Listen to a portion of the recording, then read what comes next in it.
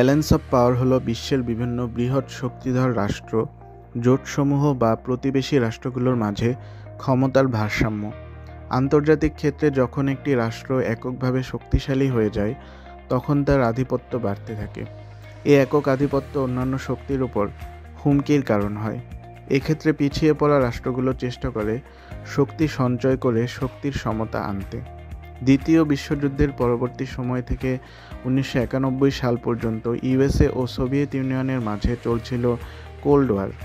তখন বিশ্ব ব্যবস্থাকে বলা হতো বাইপোলার ওয়ার্ল্ড সিস্টেম।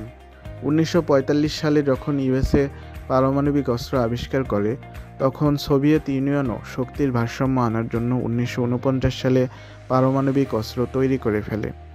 1949 সালে ইউএসএর নেতৃত্বে সামরিক জোট নেটো তৈরি হয়।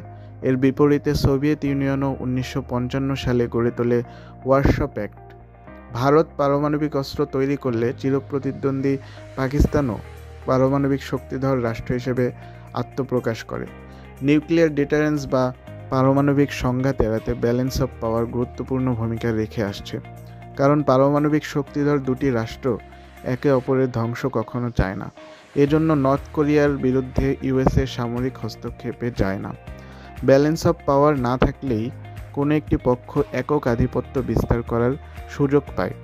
ইরান তাই ইসরায়েল ও যুক্তরাষ্ট্রের হুমকি মোকাবেলায় পারমাণবিক কর্মসূচি জোরদার করছে। ইউক্রেন রাশিয়া যুদ্ধেও আমরা দেখেছি, রাশিয়া যখন আগ্রাসন শুরু করেছে, তখন পশ্চিমারা সামরিক ও আর্থিক সহযোগিতার মাধ্যমে শক্তির ভারসাম্য আনার চেষ্টা করছে। বর্তমান বিশ্বে আমরা দেখছি ইউএসএ ও চীনের ক্ষমতার দ্বন্দ্ব। চীন ও যুক্তরাষ্ট্র পাল্টাপাল্টি বিভিন্ন উদ্যোগ গ্রহণ করছে।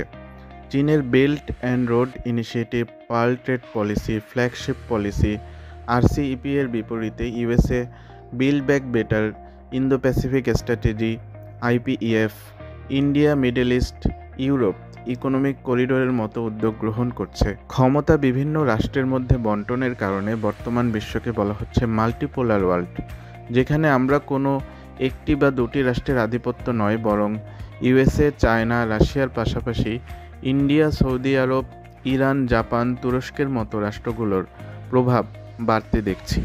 শক্তির ভারসাম্যের এই তত্ত্ব শুধু সামরিক দিক থেকেই নয়, অর্থনৈতিক দিক থেকেও হতে পারে। যেমন আমরা দেখছি ইউএস ডলারের একক আধিপত্য রুখতে ব্রিক্সভুক্ত রাষ্ট্রগুলো বিকল্প মুদ্রা বাজারে আনার চেষ্টা করছে।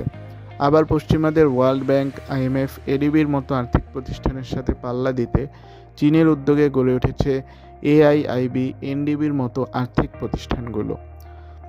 রাশিয়া, ইরান, উত্তর কোরিয়ার উপর স্যাংশন দিয়ে বা চায়নার উপর ট্যারিফ আরোপ করে যুক্তরাষ্ট্র চেষ্টা করছে তাদের শক্তি সঞ্চয়কে রুখে দিতে।